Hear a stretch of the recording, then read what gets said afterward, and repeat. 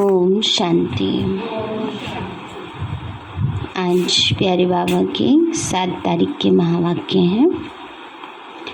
बाबा बोले, मीठे बच्चे, इस कलयुग में सब रावण की जंजीरों में बंधे हुए हैं। जीवन बंध है, उन्हें जीवन मुक्त बनाना है। मीठे बच्चे, इस कलयुग में सब रावण की जंजीरों में बंधे हुए हैं। जीवन बंध है, उन्हें जीवन मुक्त बनाना है। प्रश्न है, कौन सा वर्षा आप ब्राह्मणों के साथ साथ सभी मनुष्य आत्माओं को भी मिलता है? बाबा बोले, जीवन मुक्त बनने का वर्षा सभी को मिलता है। तुम ब्रह्मा की औलाद ब्राह्मण बनते हो, इसलिए तुम्हें 21 जन्मों के लिए जीवन मुक्ति का वर्षा मिलता। बाकी सबको अपने अपने धर्म में पहले पहले जीवन मुक्त अर्थात सुख और फिर दुख मिलता है। बाबा ने कहा उनकी जो जीवन मुक्ति है उनके लेवल की है, हमारी जीवन मुक्ति वो है सतयुगी सतो प्रधान अवस्था। बाकी अन्य आत्माएं जब भी आएंगी परम धाम से तो उन्हें जीवन में सुख मिलेगा, शांति मिलेगी। उस सुख शांति मिलने को ही जीवन मुक्ति मिलना कहा जाता है। हर एक आधा समय सुख और आधा समय दुख भोगते हैं। बाकी हर एक स्वर्ग के सुख नहीं भोग सकते। उसके लिए ब्राह्मण बनना पड़े, पाठशाला में शिक्षा लेनी पड़े, माया पर विजयी बनना पड़े। बाबा ने कहा उसके लिए पाठशाला में पढ़ना पड़े। इस समय कौन सी पाठशाला? ये पाठशाला बाबा की है ना। और शिक्षा लेनी पड़े, माया पर विजयी बनना पड़े। गीत है अपनी चेकिंग वाला, मुखड़ा देख ले प्राणी जरा दर्पण में, कितने पाप और कितने पुण्य हैं जीवन में। ओम शांति। यह किसने कहा? अपने दिल रूपी दर्पण में देखो कि कितने पाप हैं कितने पुण्य हैं, अर्थात 5 विकारों पर कितनी जीत पहनी है। हम लायक बने हैं श्री नारायण को वरने के, क्योंकि जीवन मुक्ति व स्वर्ग के मालिक तो राजा रानी भी बनते हैं, प्रजा भी बनती है। तो दर्पण में अपने को देखना है कि माँ बाप जितनी सेवा हम कर सकते हैं। बाबा ने कहा दिल दर्पण में देखो, चेकिंग करो अपने अंदर कि जितनी मम्मा बाबा सेवा करते हैं इतनी हम करते हैं। बाबा कहते हैं, बच्चे यह सिर्फ तुम ब्राह्मण ही जानते हो कि यह कलयुग है और सब जीवन बंध में है, एक भी जीवन मुक्ति में नहीं। तुम भी जीवन बंध में थे। अभी जीवन मुक्ति पाने के लिए बाप पुरुषार्थ कराते हैं। बाप ने समझाया है इस समय सब मनुष्य मात्र जीवन बंध में है, क्योंकि है ही कलयुग, रावण की जंजीरों में बंधे हुए हैं।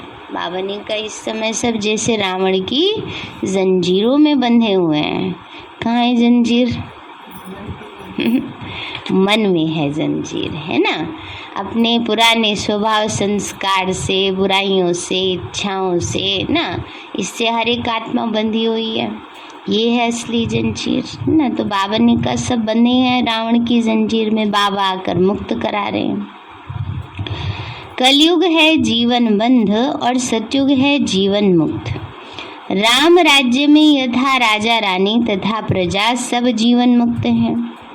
रावण राज्य में जीवन बंध है यथा राजा रानी तथा प्रजा। इस समय सब मनुष्य मात्र जीवन बंध में हैं, तमो प्रधान दुखी हैं।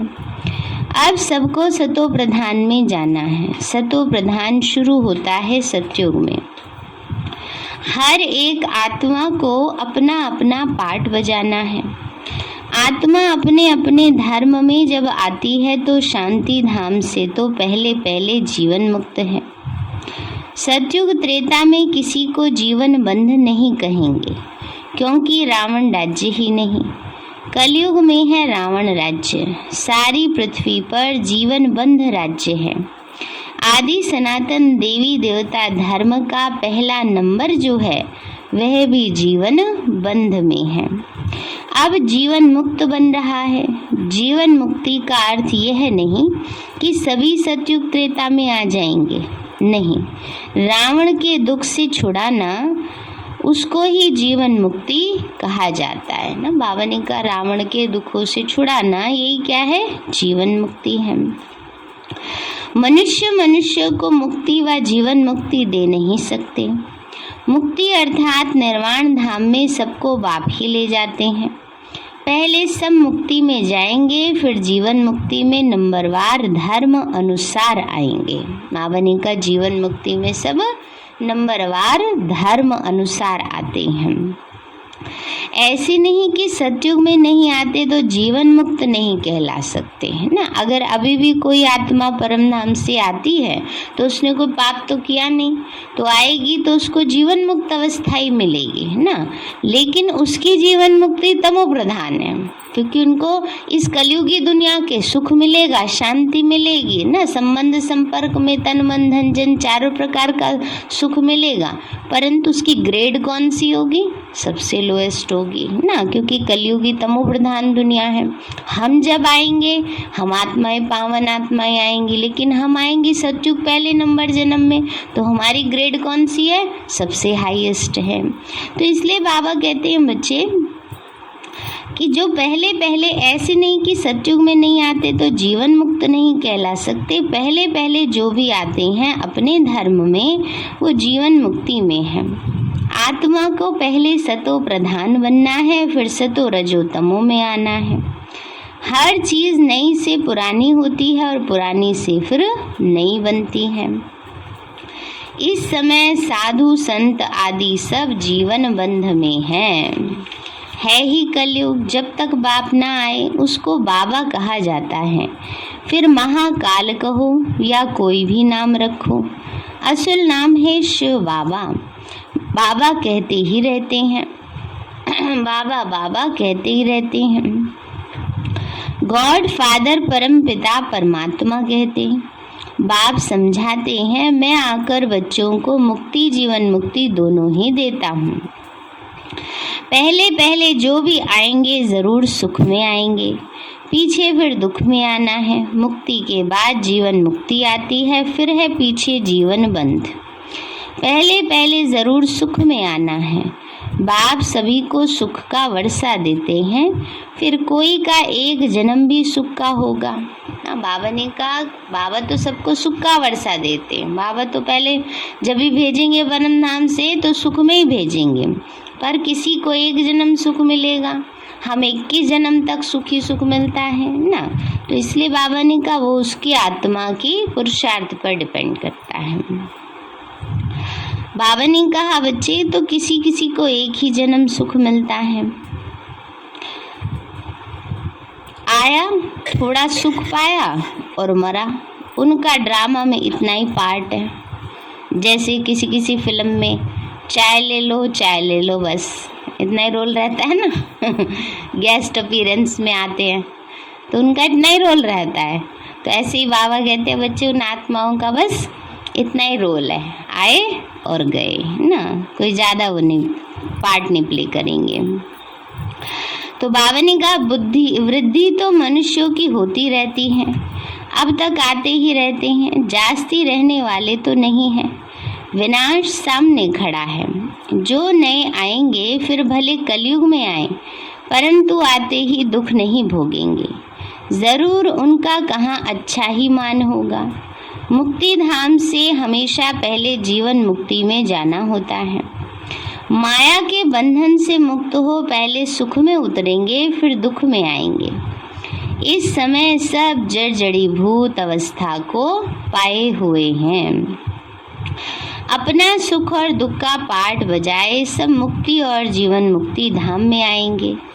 मुक्ति है ही वाया, आएंगे फिर जाएंगे, फिर आएंगे भी ज़रूर। सारी दुनिया के मनुष्य मात्र जो जिस धर्म में आए वह फिर ऐसे ही आएंगे। जनक को भी जीवन मुक्ति मिली ना। बाबा ने कहा जनक को भी मिली। तो जैसे जैसे जिसका रोल है उस समय ही वो आत्माएं आएंगी। ऐसे नहीं कि राजाई इस समय नहीं है, वह भी पिछाड़ी में आकर ज्ञान लेंगे जरूर। जीवन मुक्ति तो तुम सबको मिलती है, परंतु नंबरवार पुरुषार्थ अनुसार। और जो सब धर्म है उनके लिए फिर कहेंगे नंबरवार पुरुषार्थ अनुसार और धर्म अनुसार। जो भी देवी देवता धर्म वाले और धर्मों में चले गए हैं वो सब निकल आएंगे। सबको वापस आना है, पहले ब्राह्मण बनना है। यूं ब्रह्मा की औलाद तो सब हैं, परंतु ब्राह्मण सब नहीं बनेंगे ना। बाबा ने कहा ब्रह्मा की औलाद तो सब हैं, परंतु ब्रह्मा मुख वंशावली ब्राह्मण सिर्फ हम बच्चे हैं जो इस समय ब्रह्मा मुख से ज्ञान सुन रहे हैं। बाबा कहते जो ब्राह्मण बनते हैं उन्हों के लिए 21 जन्म जीवन मुक्त कहा जाता है। राज गद्दी पर बैठती हैं तो राजयोग सीखना पड़े। यह पाठशाला है, पाठशाला में शिक्षा लेनी पड़े। कायदे भी बहुत है ना, ऐसे नहीं अपने मन मत चलाते रहे, डिसिप्लिन में चलना होता है पाठशाला में। एक बार लक्ष्य मिल गया फिर विलायत में भी रहकर पढ़ सकती हैं। बरोबर हम शिव बाबा के बच्चे हैं।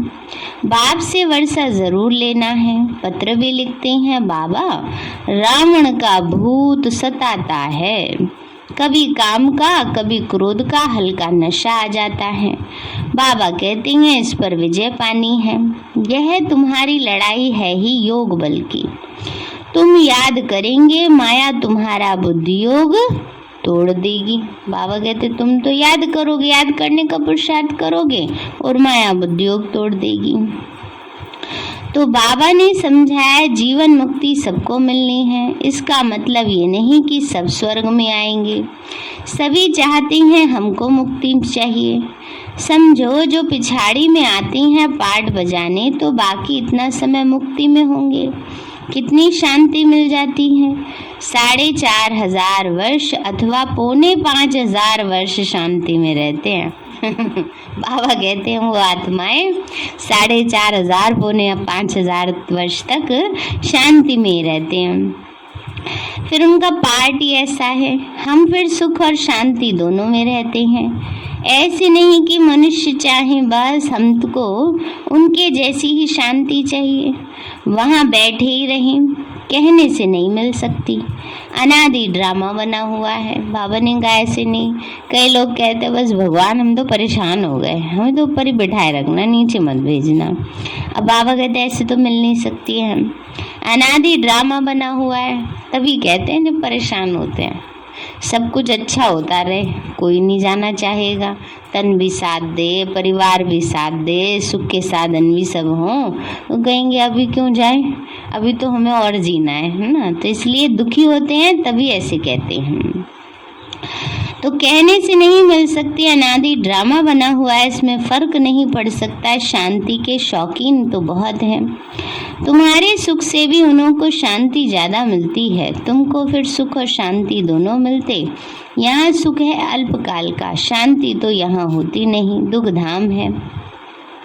बाकी जंगल में जाके बैठ जाना वह कोई शांति थोड़ी ही है। अगर वहाँ शांति है तो फिर तो वहाँ ही बैठे रहे ना। फिर शहर में आकर इतने फ्लैट आदि क्यों बनाते हैं। बाबा कहते हैं अगर वहीं शांति है तो वहीं बैठे रहे।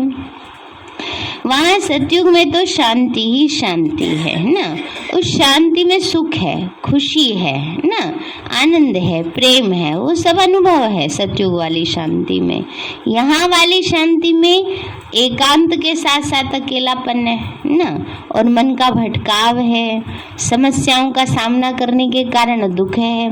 इसलिए जो शांति और सुख हमें सतयुग में मिलता है वो कहीं और मिल नहीं सकता।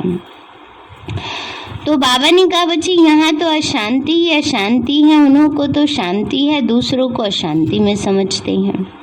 यह बड़ी समझने की बातें हैं। जीवन मुक्ति मिलती सबको है। 21 जन्म तुम राज्य करते हो तो दूसरे देरी से आते हैं, वह ऊपर शांति में रहते हैं। कोई सतयुग में अथवा त्रेता में पीछे आते हैं। तो भी है तो शांति धाम ही ना, वहाँ कोई दुख नहीं है। फिर नंबरवार आएंगे, हिसाब किताब भी है। मनुष्य समझते हैं कि साइंस बड़ी तीखी है, हम कहते हैं हमारी साइलेंस बड़ी तीखी है। बाबा कहते हैं मनुष्य समझते हैं साइंस तीखी है, लेकिन साइंस की इन्वेंशन भी तो तभी कर सकते हैं जब साइलेंस में जाते हैं। कोई भी साइंटिस्ट उसका मन भटक रहा हो तो थोड़ी कोई वो कर पाएंगे इन्वेंशन। तो बाबा कहते हैं बच्चे, साइंस से भी ज्यादा तीखी साइलेंस है। बाबा की याद से ही ताकत मिलती है। वह साइंस की ताकत से ऊपर चंद्रमा में जाने का पुरुषार्थ करते हैं। तुम तो 1 सेकंड में सूर्य चांद से भी परे चले जाते हो। मूल वतन, सूक्ष्म वतन से ऊपर तो कुछ है नहीं। सूर्य चांद से मूल वतन, सूक्ष्म वतन बहुत दूर है ना। बाबा ने कहा सूर्य चांद से मूल वतन, सूक्ष्म वतन बहुत दूर है। कितना दूर है? 2 किलोमीटर। हाँ, पास है इतना कि सेकंड में जा सकते हैं, लेकिन दूर है इतना कि कोई नाप नहीं सकता। इतनी दूरी सूर्य चांद से परमधाम की है।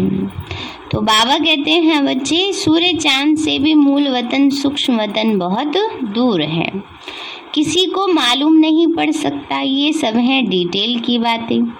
सूर्यवंशी राजा रानी बनने की तकदीर नहीं है तो कुछ समझ नहीं सकते, ना ही किसी को समझा सकते। बाबा ने कहा बच्चे, जिनको सूर्यवंशी राजा रानी नहीं बनना, उनकी बुद्धि में ज्ञान आएगा ही नहीं ना।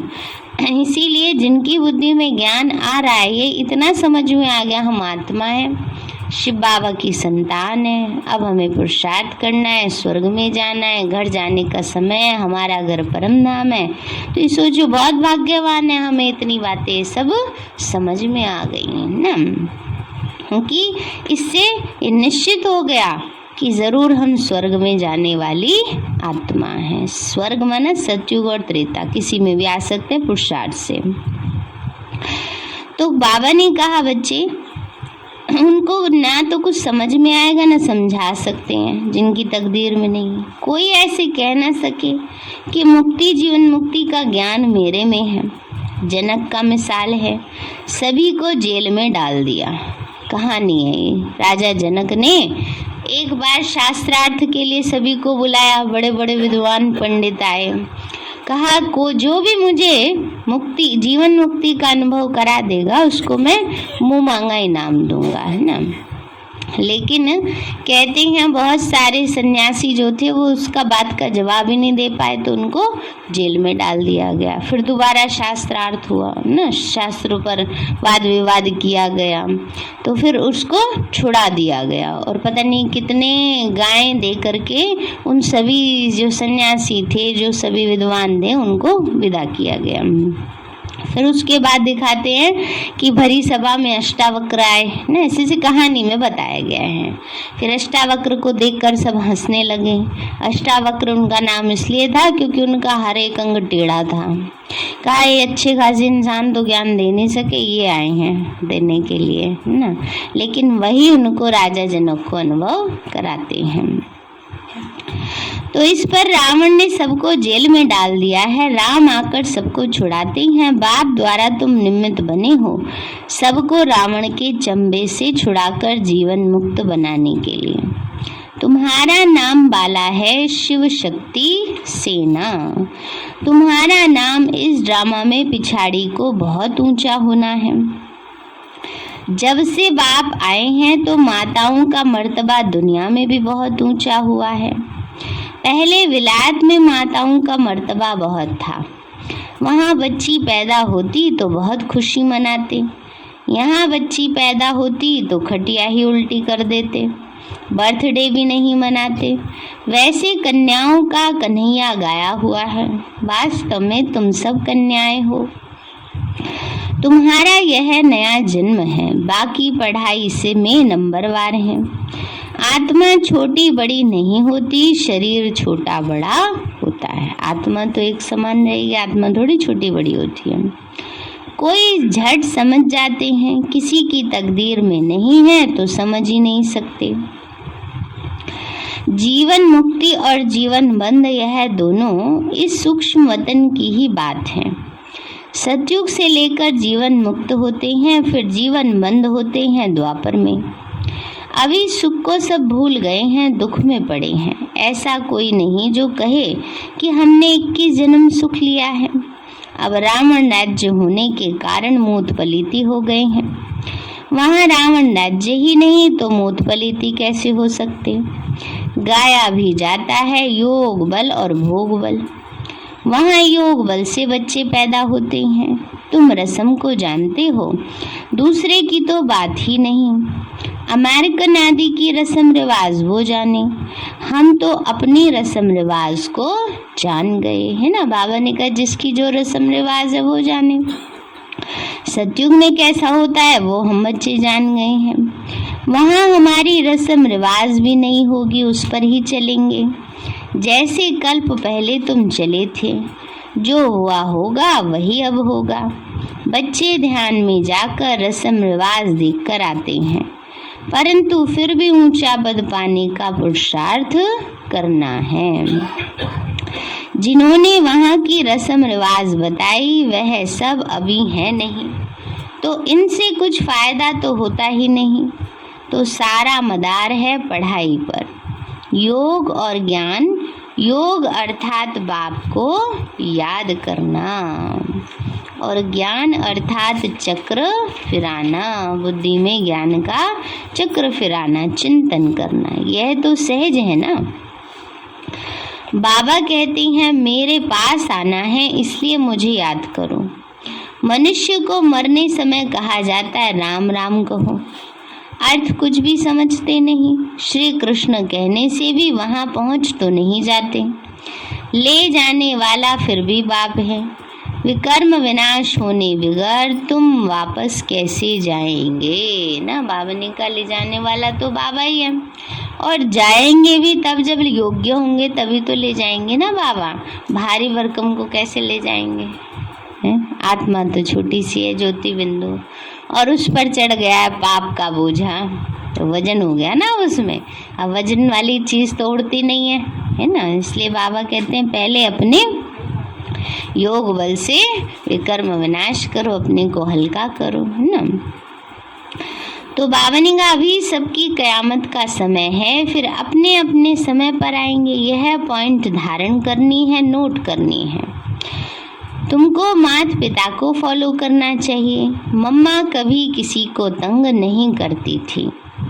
कईयों की बहुत रिपोर्ट आती है कि मैनर्स नहीं है ना, चलन अच्छी नहीं होती है। कईयों को खुद भी परेशान रहते हैं, दूसरों को भी परेशान करते हैं। परम पिता परमात्मा पढ़ाते हैं तो कितना दिमाग चाहिए। अच्छी चलन वालों पर सभी का प्यार रहेगा। कोई तो बड़ा तंग करते हैं, अपने आप को ही चमाट मारते हैं। तंग करके किसी दूसरे का थोड़े कोई नुकसान करते हैं, अपने ही पद भ्रष्ट करते हैं, तो पद भ्रष्ट हो जाएगा। गाया भी जाता है हिंदू लोगों ने अपने आप को चमाट मारी है। ईश्वर जो राज्य भाग्य देते हैं उनको सर्वव्यापी कह दिया। यह अपने को चमाट मारी तब ये हाल हुआ। शास्त्रों में दिखाया है कि भगवान कहते हैं मैं सर्वव्यापी हूँ, परंतु भगवान खुद कहते हैं मैं कोई तुम्हारे जैसा थोड़े ही हूँ जो अपने को चमाट मारूंगा। बाबा कहते हैं मैं कोई तुम्हारे जैसा थोड़े ही हूँ जो अपने आप को चमाट मारूँ। क्या मैं कुत्ते बिल्ली में हूँ? बाबा कहते तुमने तो मुझे कह दिया कुत्ते बिल्ली में, क्या मैं कुत्ते बिल्ली में हूँ? नहीं। बाबा कहते हैं तुमने मेरी ग्लानि की है, ये भी ड्रामा है, फिर भी ऐसे ही होगा ना। बाबा ने कहा फिर भी ऐसे ही होगा। अच्छा मीठे मीठे सिक्के लदे बच्चों प्रति माता पिता प्यार और गुड मॉर्निंग। रूहानी बाप की रूहानी बच्चों को नमस्ते। रूहानी हम बच्चों की रूहानी माता पिता बाप दादा नमस्ते नमस्ते नमस्ते बाबा नमस्ते। धारणा के लिए मुख्य सार है, कोई भी उल्टी चलन नहीं चलनी है। बावनी का कोई भी उल्टी चलन नहीं चलनी है, अच्छे गुण धारण करने हैं, माता पिता को फॉलो करना है। दूसरा है, योग बल से काम क्रोध के हल्के नशे को भी समाप्त करना है। योग बल से काम क्रोध के हल्के नशे को भी समाप्त करना है। निमित्त बन सबको रावण की जंजीरों से छुड़ाने की सेवा करनी है। बाबा ने का निमित्त बनकर सबको रावण की जंजीर से छुड़ाना है। वरदान दिया बाबा ने, क्या क्यों ऐसे और वैसे के सभी प्रश्नों से पार रहने वाले सदा प्रसन्न चित्त भव। क्या क्यों ऐसे नहीं वैसे ना, बाबा ने कहा ये सब क्या है, सभी प्रश्नों से पार रहने वाले सदा प्रसन्न चित्त भव। बाबा बोले, जो प्रसन्न चित्त आत्माएं, प्रसन्न चित्त माना खुश, वे स्वयं के संबंध में व सर्व के संबंध में, प्रकृति के संबंध में किसी भी समय किसी भी बात में संकल्प मात्र भी क्वेश्चन नहीं उठाएंगे, है ना। बाबा ने कहा जो प्रसन्न चित्त आत्माएं, सदा खुश रहने वाली आत्माएं, वो ये नहीं कहेंगे ऐसा क्यों हो गया वैसा क्यों हो गया। हर बात का बाबा ने जवाब मुरली में दिया हुआ है, ड्रामा है ना, हर बात ड्रामा अनुसार हो रही है, चल रही है। कुछ बातें ऐसी होती हैं, सीन्स ऐसे होते हैं जिनको हम नहीं चेंज कर सकते, उसके लिए सोचते रहना, ऐसा नहीं करते तो वैसा नहीं होता, वैसा नहीं करते तो ये नहीं होता, है ना। तो बाबा ने कहा जो प्रसन्न चित्त आत्मा है वो ये क्वेश्चन नहीं उठाएंगी कि ये ऐसा क्यों है, ये क्या हो रहा है, ऐसा भी होता है क्या। तो प्रसन्न चित्त आत्मा के संकल्प में हर कर्म को करते देखते सुनते सोचते यही रहता है कि जो हो रहा है वो मेरे लिए अच्छा है और सदा अच्छा ही होना है। वे कभी क्या क्यों ऐसे वैसे इन प्रश्नों की उलझन में नहीं जाते। स्लोगन है, स्वयं को मेहमान समझकर हर कर्म करो तो महान और महिमा योग्य बन जाएंगे। स्वयं को मेहमान समझकर हर कर्म करो तो महान और महिमा योग्य बन जाएंगे।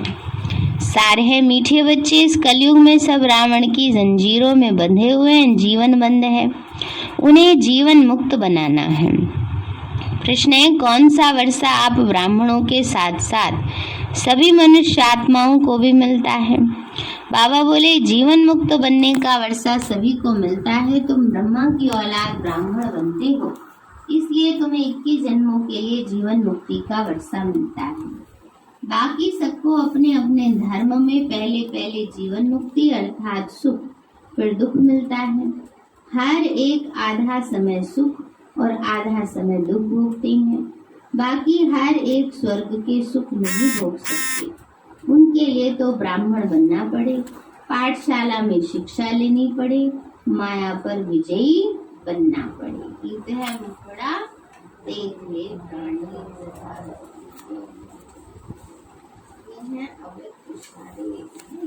पॉइंट सुनाए थे कि मधुरता कब आएगी, जब अपने संस्कारों को सरल बनाएंगे।